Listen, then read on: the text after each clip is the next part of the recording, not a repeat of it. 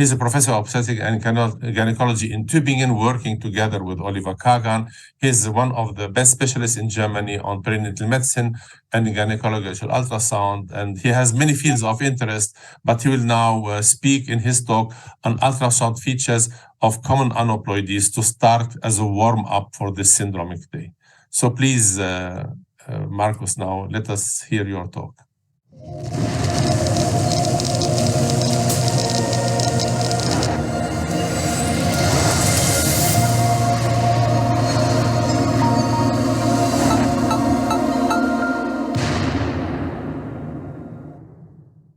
Dear colleagues, dear chairman, I'm very proud and honored to present ultrasound features of common chromosomal aberrations in the second trimester. And this is really a classic in prenatal medicine. I think it's 20 years ago that I firstly heard about genetic scan in the second trimester in a lecture. And perhaps some of you say, okay, then it's quite old-fashioned. Yeah, and I hope I can show you that it's still necessary to know the key signs to detect these chromosomal aberrations. And I start like yesterday with rules of thumb. If you want to find something, you only find what you are looking for. And then when you find it, then you have to recognize it, and you only can recognize what you know, and you have to differentiate it. And then you can see that in this painting from the beginning of the 16th century, you see a child with a Down syndrome. And this leads us to the question, what are common chromosomal aberrations? So 3 to 5% of our babies, of our born babies, have fetal anomalies. And this is a very important number. Only 10% of these anomalies are provoked by chromosomal aberrations. So this is very important to explain to parents that chromosomal aberrations are not the main reason for anomalies. And if we define these chromosomal aberrations, we see that half of them is trisomy 21. So this is our main issue. And 1/3 is trisomy 18 and 13, and 10% is Turner syndrome, and 10% is the rest, including triploidy. I like this picture of the publication of Borel because it has some really important key messages. What you see is that ultrasound is necessary to detect fetal structural anomalies, and these structural anomalies are responsible for the majority of the fetal problems. But on the other side, there's a big field of genetic causes of anomalies. And these can be divided in 3 aspects. And the first one is the chromosomal anomaly we want to talk about today, which is referred to karyotyping. But we also have microdeletions and microduplications, so submicroscopic anomalies, which can only be detected in microarrays. And we have single gene disorders, which nowadays will be analyzed in whole exome sequencing. So what you see is that the overlap of a sonographic phenotype and chromosomal anomalies is quite big, but that it decreases to single gene disorders. In single gene disorders, you only have in rare cases a sonographically visible and detectable phenotype. So key message is not every structural malformation has a genetic cause, and not every genetic disorder has a recognizable phenotype.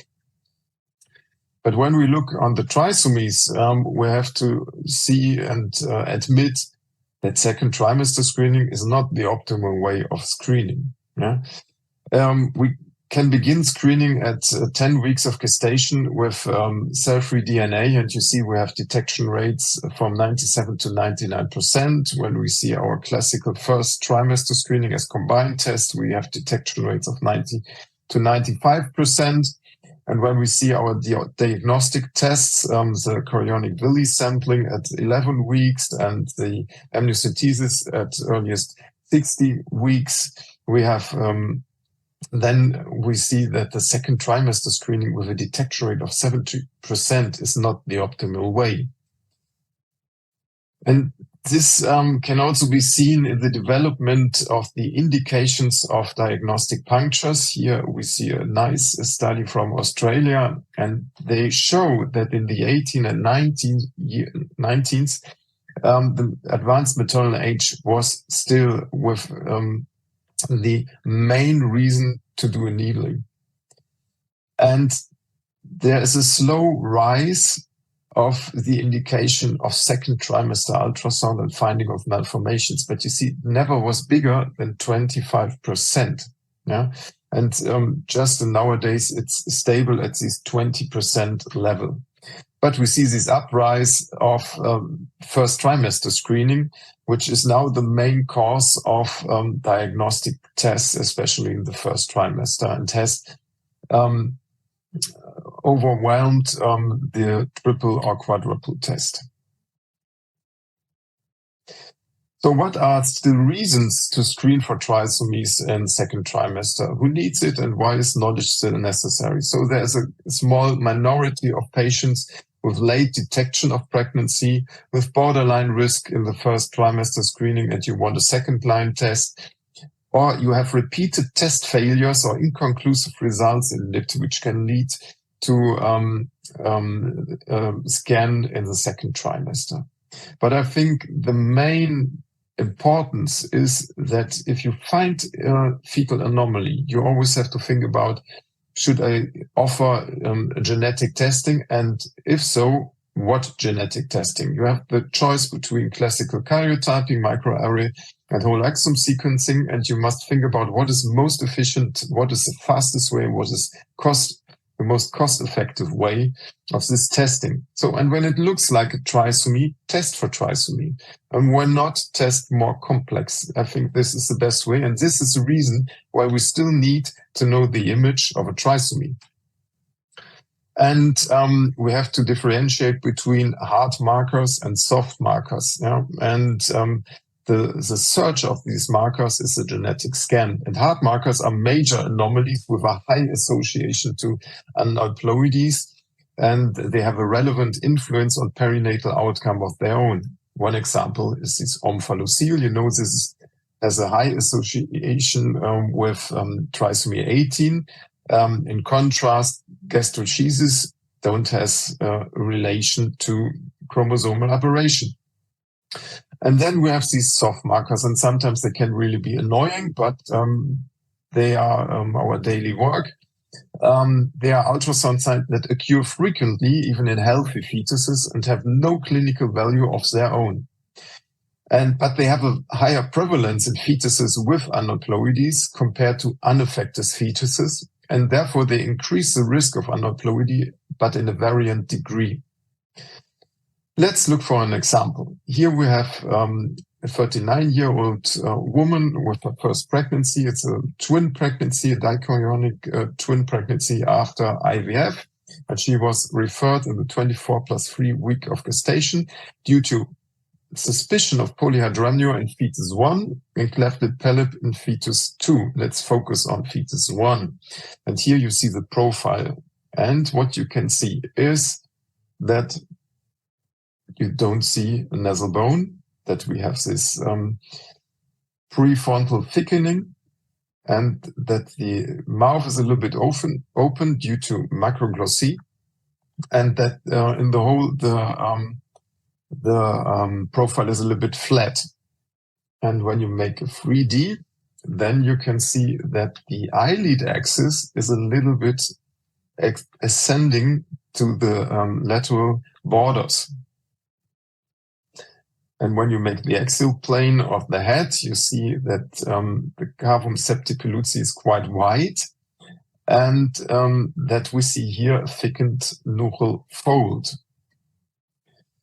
In the abdomen, you see this typical double bubble sign, which is indicative for duodenostenosis or atresia. And then you measure the extremities, and you see that the femur length is on the 9th percentile and the humerus length at the 5th percentile. You see as reference the other twin. So now you have already the suspicion that this is trisomy 21, which could be confirmed. And you see this combination of hard markers and soft markers.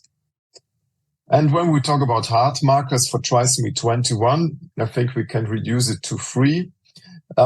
The first one are heart defects. Yeah, in 45% of trisomy 21 fetus, you will find heart defects, especially this one, the atrioventricular septal defects. You already had several lectures on heart defects, and this is the most common. And if you find it, the association to trisomy 21, the probability of a trisomy 21, if you find this heart defect is 50%. And even if you find a tetralogy of Fallot, it's 7%. So a short repetition on this heart defect, because it's the most frequent heart defect you can find in uterus. Focus on this cross inside the heart. This cross built by the septum and the 2 valves, with this small step between the small distance between the 2 valves. And when you see these 2 examples, you see that the valves become to one line and that there is a kind of hole in the center of this cross. And another easy parameter is to look for the length, the relation of the length of the atria and the ventricles. And normally it should be 1/3 to 2/3. And in AVSD, it's often half-half. Second heart marker, like in our example, is gastrointestinal atresia or stenosis. 10% of trisomy 21 fetuses have it. And the most frequent gastrointestinal finding is the double bubble signs, duodenostenosis or atresia, which can be really a gap or stenosis provoked by the pancreas. And what we see in this double bubble sign is the dilatation of the stomach and the proximal duodenum between pylorus and stenosis. But be careful, the manifestation is mostly in the course of the second half of the pregnancy and only rarely before 20 weeks. So keep in mind the course of the pregnancy. But when you find it, the probability of a trisomy 21 is above 30%. And a small hint, when you see the sign, don't think it's obvious to the patient what you see. You think, oh, it's a double bubble and it's a duodenal stenosis, and the pregnant woman thinks, oh, it's my baby's fine, it's smiling, it's a phase. The next form of gastrointestinal obstruction is the esophageal atresia. Here you also will have a lecture. And here you see the typical pouch sign and the non-visualization of the stomach. But there can also be fistulas, which are much harder to detect. And the last forms are the lower bowel stenosis and especially morbus Hirschsprung in the colon. And they are often late or postnatally diagnosed. But when you see them intrauterine, think on trisomy 21. And the third heart marker is the non-immune hydrops fetalis. But when you see this, you have to open your mind for all chromosomal aberrations. But often you will find trisomy 21 as a reason for this problem. These were the hard markers. Now we come to the soft marker, and the literature is quite big concerning these soft markers, but I think we can focus on this excellent meta-analysis, which includes 48 studies, and they focus on these soft markers, and I think I can confirm that these are the most important. And first of all, we want to pick out these 4 markers because they're quite frequent. You have this intracardiac echogenic focus, the mild hydronephrosis, short humerus, short femur. And then it's very important to look what is the importance if it's isolated. And here you can see it's not important. It doesn't increase the risk. Okay, then we can focus on the other. And the first one is ventriculomegaly. And when you have a bilateral ventriculomegaly, you see that the risk increases about the factor 4. But what we also see is that the detection rate is quite low. So it's only a small minority of the trisomy 21 fetuses who offer this sign. It should also be remarked that the ventriculomegaly is normally mild or moderate, and only in very rare cases you really find a hydrocephalus. The nuchal fold also increases the risk about the factor 4, but it has not the importance of the first trimester. You see the detection rate is only 26%, but it's for sure its risk increasing. And I know that Ravi Shawi is here, and not only for this reason, we have to talk about the ASA, the aberrant right subclavian arteria. And here you see normal findings. And normally on the right side, you have the truncus brachiocephalicus, and you see this curved course of these cranial and cervical vessels in front of the trachea. And this is an ASA, and you see that in this case, we have 4 vessels deriving from the aortic arc. And you see that this aberrant right subclavian artery has a straight course behind the trachea. That's the way you can find it. And if you have this finding, you see that it's indicative for trisomy 21 with detection rates, cumulated detection rates of 26%. So it's an additional marker. But in this study, they don't see it as an isolated marker. So if you have isolated ASA in this series, they don't find cases with trisomy. But always be careful with these studies, because the diagnose that the rest is okay is quite challenging. Yeah, so always keep in mind that this is really an important soft marker. And then one of the most important soft marker is the absent or hypoplastic nasal bone. And here you see that the risk really increases highly, about the factor of 6 to 7, and that the detection rate is now about 60%. To evaluate the nasal bone, look that your probe is parallel to the nasal bone, and normally you should have a good look on this bright bone. And here you see that it's missing. Yeah, and here you see one recent published study, but we have a big amount of studies like this. And you see that the relation to chromosomal abnormalities is 77% in this series, in this population. But even in isolated cases, you had about 11% of chromosomal aberrations, mainly trisomy 21. But do we have other facial markers? Yes, we have. Normally, the profile is flat, and this is caused by mid-facial hypoplasia. And you often find this prenasal subcutaneous thickening. So how to quantify, how to measure it, and what are the detection rates of the single markers? So that we already have said that hypoplastic nasal bone has a detection rate about 60%. There are studies describing this FMF angle, which quantify the mid-facial hypoplasia, and then you have a detection rate of 65%. You can measure this prenatal edema, this thickness. If it's above 5 millimeter, you have a detection rate of 73%. And when you use a way of Tübingen, you use this prefrontal space ratio. So you have this line across the borders of the maxilla mandibula, which should have a good distance to the front of the profile. And when you see that the distance to the skin is very small, and the distance here to the frontal bone is quite big, then you can build this ratio, and you see that we could reach a detection rate of 79%.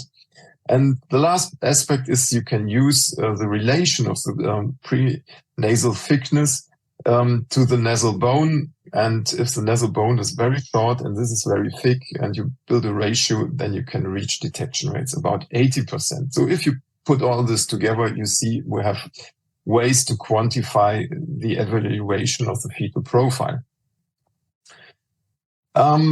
Last aspect, because we mentioned it, if you look how wide is the carbon-septic pellucidity in the normal fetus in 20 weeks, it should be around 4 millimeters. If it's quite above the 95th percentile, the sensitivity for trisomy 18 is 90%. So it's a very frequent finding in trisomy 18, and in trisomy 21 and 13, it's 40% of sensitivity.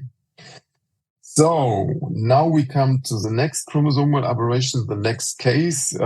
It's a 29-year-old woman in the first pregnancy at 25 weeks of gestation, and she was referred due to the suspicion of IUGR under the third percentile.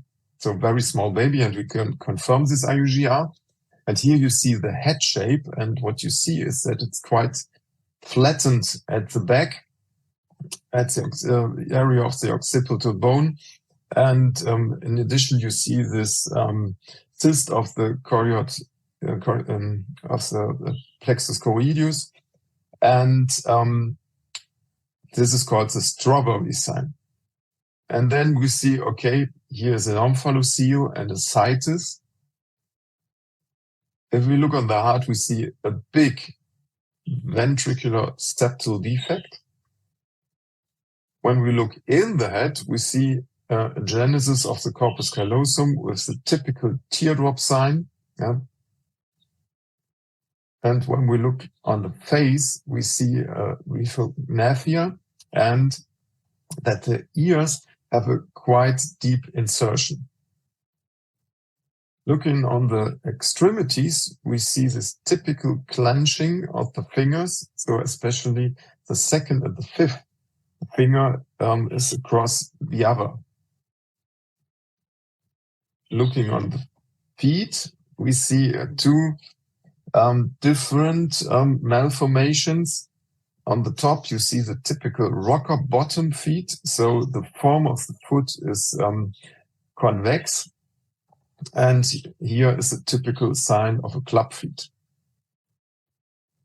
And if we put all this together, we have the typical image of a trisomy 18. So these are the anomalies you typically can find in trisomy 18. So IUGR is very, very frequent. Central nervous system anomalies like the agenesis of the corpus callosum is very frequent. Facial anomalies, especially retrognathia, or clefts is very common. Heart defects, almost all of them have them. Omphalocele, renal anomalies, even spina bifida in 12%. And the last sign is the most common sign, the skeletal and the findings in the extremities. I showed you the clenched fingers, the malformation of the foot. And this is another aspect, the aplasia of the radius, also very frequent in trisomy 18.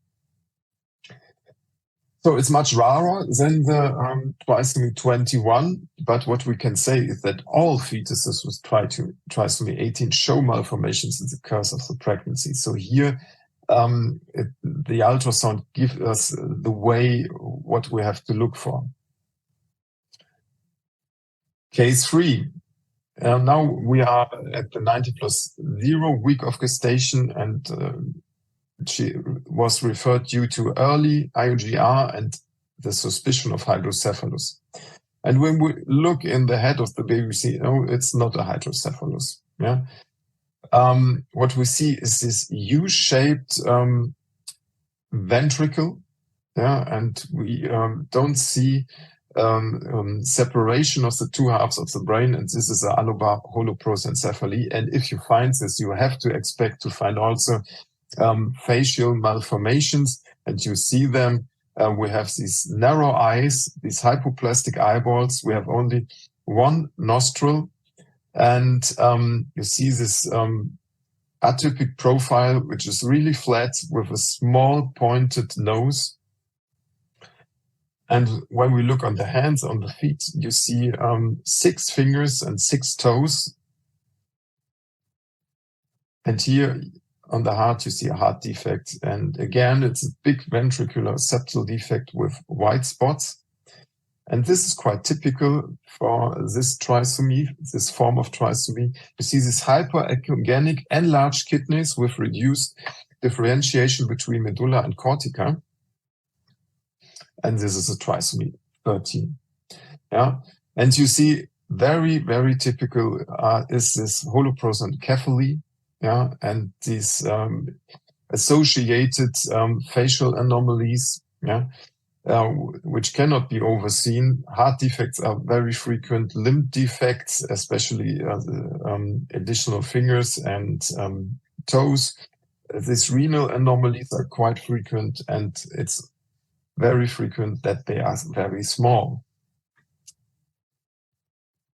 It's even rarer than the trisomy 18, but it's similar. They show all malformations in the course of the pregnancy. And this you can find easily in the first trimester. Yeah? This is a study from Tübingen, and we have analyzed how is the detection rate for trisomy 18 and 13 in the first trimester. When you look for anomalies and when you look for NT nuchal translucency above 3.5 millimeters, and you see 95% detection rate only using first trimester ultrasound. Now we have talked about these 3 trisomies, and these are really the common aneuploidies, yeah, and they are age dependent. Yeah. Now we come to the last 2. They are the Turner syndrome and the triploidy.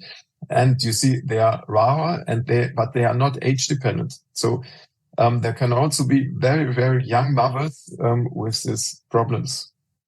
And typical for the monosomy X, or so-called Ulrich-Turner syndrome, is that you have this hydrops, this really extended cystic hygroma. And even in the first trimester, you have always enlarged nuchal translucency above 3.5 millimeters.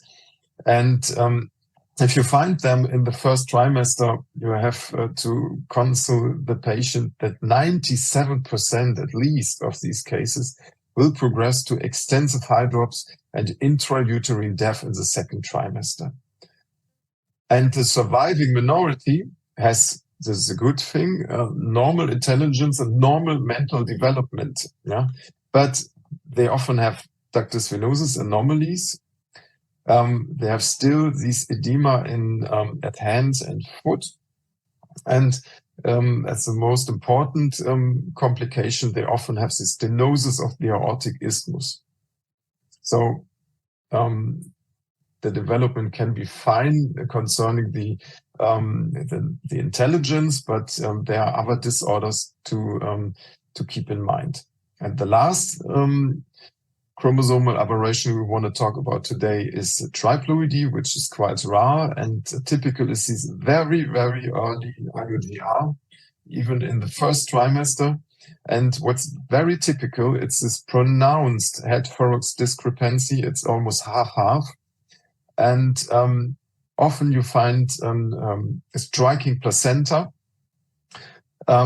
And this depends on who has given this additional set of chromosomes. Is it from the father? You see a molar placenta, and this can provoke even early placental problems like preeclampsia or HELLP syndrome in the first half of the pregnancy.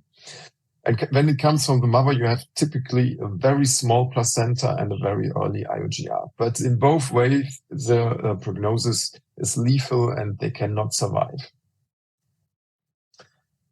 So let's come to the end and to the summary. What is the role of ultrasound in diagnosis of common aneuploidies today? So for trisomy and trisomy diagnostics, this has almost completely shifted to the first trimester. This we have to admit. But you have to check for plausibility of ultrasound findings with previous screening results when you do a second trimester. And when you find malformations, you have to think about what is the genetic workup. And ultrasound has a central pilot function in the choice of your genetic workup methods, which should be used. And when it looks like a trisomy, then you have to test a trisomy. And I hope I could give you an overview over the common chromosomal aberrations. And thanks for your attention.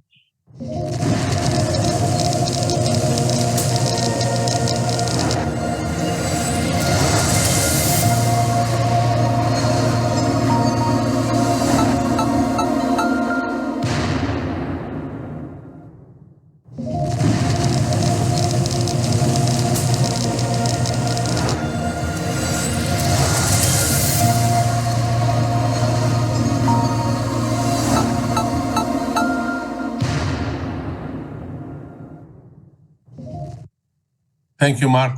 Thank you, Marcos, for this very detailed and interesting approach demonstrating the most common aneuploidies and how their ultrasound appearance is in the second trimester. So the next common condition, the most common deletion, is 22q11 syndrome. As you know, I've been working on this field of interest since more than 20 years. And I will give them now the next presentation on 22q11 ultrasound features.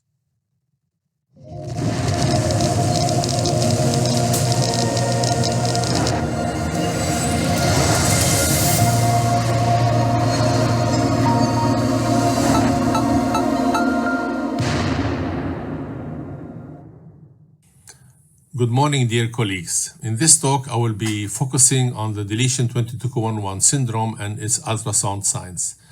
There are several reasons why this abnormality is important, because this deletion is the most common deletion in humans, for it is the second most common genetic cause of congenital heart disease, second to trisomy 21. It is the most common genetic cause of psychiatric diseases in adulthood. It can cause a neonatal emergency because of hypocalcemia, and its incidence is quite high. So it is even more common than trisomy 18 and 13. I'm sure some of you have seen these cases or have seen fetuses where the diagnosis was done after birth. Now, this is a nice scheme showing why is 22q11 so interesting and difficult. This is a metaphor of 6 blind scientists asked to analyze an elephant by examining separate parts. So one examining the trunk, the other one the ear, the third one the leg or the belly. Everyone reports, let's say, an exactly description, but no one of these was able to see the big picture. And this is a nice allegory to describe why 22q11 is so important, because it can appear with different entities. And interestingly, this allegory was used as a symbol of the 22q11 International Society. In other words, we will not have one single sign, we'll have separate signs and we'll put them together. And for years, I was saying that the catch-22 used as a metaphor to understand what is the abbreviation of this disease, like cardiac anomalies, used for years, but actually it looks like a chameleon appearing on different colors. But in the meantime, I'm rather using the example of the puzzle. So look at now synonyms of this disease, and you understand now the comparison with an elephant. It is called the George syndrome, but it has different names, and the names are too different, and they were different diseases. But since it was found that all had at the end a 22q11 deletion, they were merged into one group. So in other words, these are different manifestations leading to different syndromes in the past. This is why the International 22q11 Foundation decided to run a campaign called Same Name Campaign. This is why today we don't say Takao syndrome or Kehler or Svensson syndrome. We say 22q11 deletion syndrome, or DS. Now, the problem is if you are using a karyotype, you cannot detect this abnormality. So the abnormality is, you see the 22 looks normal, and the long arm of the 22 is too small to detect this deletion because it's called microdeletion. This is why you need to use either a fish sonde or a probe, or to use the microarray. I'll show you how will this work. The genetics is when they run the FISH probe, they take a label probe to localize the 22 chromosome, and they take a targeted probe to localize the 22q11 region. So, and this is how it appears. You see here, the red one are showing the 22 chromosome, and the green one, sorry, and the red one shows the DiGeorge critical region. This is a normal fetus, and this is from a fetus with deletion. You see, it's on one of the chromosome there is the missing information, and this is how it's detected. So this is why if you see a problem and you want this macrodeletion to be detected, you need to add the geneticist to use the probe, especially for this condition. Now, there are some companies offering also NIPT for this condition. I think there is a place for NIPT only in first trimester as a screening if you want, but you still keep in mind you may have let's say a low, quite low positive predictive value, and the detection rate is in many companies between 70 and 80%, but not 100%. This is why I will not recommend using it when you have a heart anomaly detected. This is why you need to have an invasive procedure and confirmation. Now look at this nice scheme from this overview on 22q11 deletion syndrome, showing that it's not one organ like the heart or the thymus. It is a multi-system disease, including the immune system, the bone system, the brain, and the palate, and so on. And this is why today I will focus on three aspects. Let's start with the heart.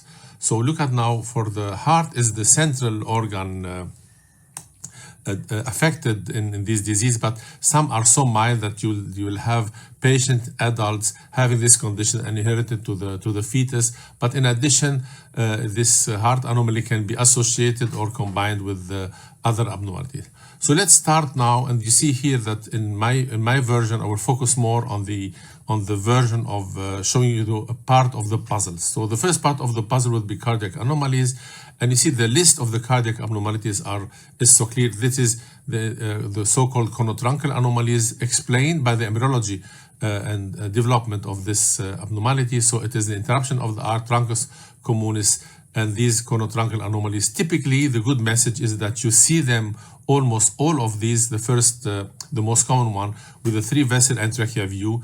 And in addition, you see later on that we'll have here also the thymus seen.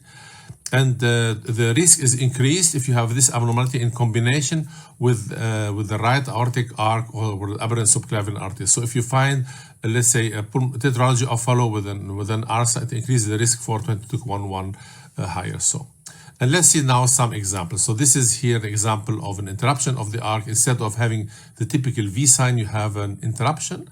You don't see the continuity of the aortic arc, in addition to the dilation of the pulmonary artery. Please note that there is no thymus in this fetus. You see here on a video clip how it looks like, and you see the clearly or a small thymus behind the sternum. The other disease I told you is 40% of the cases is the typical dilation of the pulmonary arteries in absent pulmonary valve syndrome. The other disease is the common arterial trunk. In 30% of the cases, you will find this deletion 22q11. You see here the four-chamber view may be appearing normally. Sometimes you have a right-sided descending aorta, and you see here the typical bifurcation of the common trunk. So when you see this condition, or this is another example of a common trunk where you see that there is a common valve overriding on the septal defect, and the bifurcation to both. When you see this condition, keep in mind 1 out of 3 is going to have an association with the 22q11. Now let's come now to the next part of the puzzle. This part is the thymus. You see this person, this is DiGeorge, a pediatrician who was the first to describe that thymus aplasia is associated in this disease, and this is why the disease were called for a year DiGeorge syndrome. But we know in the meantime it's present in 80% of the cases. So when you discover an absent thymus or hypoplastic thymus, think of this condition. So I remember it was in the mid-90s, 95, 96. This was my first patient on the right side, showing dilated pulmonary arteries and no region in front of this, typical for absence of the thymus. And this is where I started working on this thymus. At that time, I had to ask my geneticists if they can find a probe for to check for this disease, and we detected our first case of the George syndrome at that time. And you see here, if you want to demonstrate the thymus, it's quite easy. You need a high resolution probe, and ideally you will start, if you have not seen it before, so around 25, 26 weeks, because you see clearly that the thymus is more hypoechoic in comparison to the lungs.